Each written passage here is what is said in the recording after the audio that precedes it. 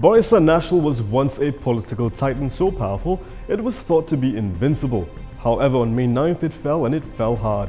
After 6 decades in power today, BN is left with 57 seats in Dewan Rakyat, down from 133 seats. And seats aren't the only things BN has lost. BN today has been reduced to exactly the 3 parties that started its predecessor, the Alliance, in 1957. They are Umno, MIC and MCA. Within less than 2 months after BN's defeat in GE14, Gerakan, MyPPP and all 8 of its partners from East Malaysia had pulled out of the coalition. So how did the BN titan crumble?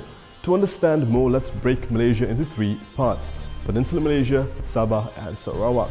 We begin with Peninsular Malaysia.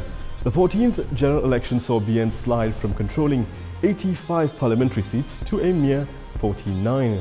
Umno was the hardest hit, losing 27 parliament seats, bringing their total from 73 seats to 46 seats in Peninsular Malaysia, while MCA, MIC and Gerakan lost a total of 9 seats. MIC managed to defend 2 seats. MCA only scraped through with 1 seat, while Gerakan was completely wiped out.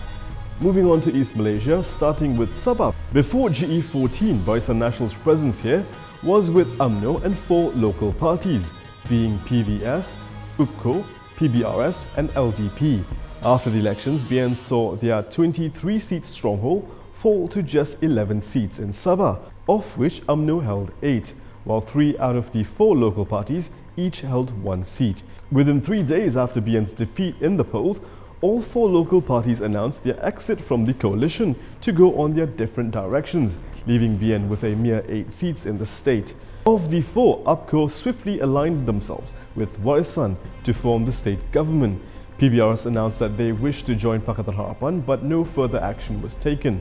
PBS had initially backed former State Chief Minister Musa Aman and pledged to form an alliance called Gabungan Bersatu with another local opposition party, STAR. Lastly, LDP hasn't made their stance clear. Now let's look at Sarawak. It was once considered a Barisan Nasional fixed deposit, although it was the only state without the presence of any peninsular-based BN parties. 4 local parties used to run the state for BN, namely the PBB, PRS, SUPP and SPDP. BN originally had 25 seats in Sarawak, but this number tumbled to 19 after the 14th general election, soon after all 4 parties announced their exit from the coalition on June 12 and formed their own coalition named Gagasan Parti Sarawak or GPS that became the state government. At the federal level, they remained to be an opposition coalition. This effectively removed any trace of BN from the land of the Hornbills. With Barisan Nasional on its knees, what does the political landscape today look like? Let's start with Peninsular Malaysia. There are now 3 major forces over here.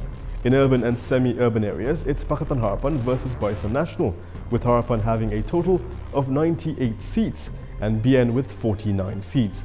Meanwhile, the Malay heartlands of Kelantan Terengganu and Kedah are under the grip of PAS, with a total of 18 parliamentary seats under their control. In Sabah, 14 seats are held by the Pakatan Harapan, while BN has 8 seats held by Umno. The 3 former BN allies, PBS, UPCO and PBRS, who have gone their separate ways, have a total of 3 seats. In Sarawak, the new GPS coalition holds 19 seats, which could potentially be a strong opposition force at the federal level. Harapan has 10 seats held by DAP and PKR. The last 2 seats are held by independents, and BN, unfortunately, it has been reduced to nothing.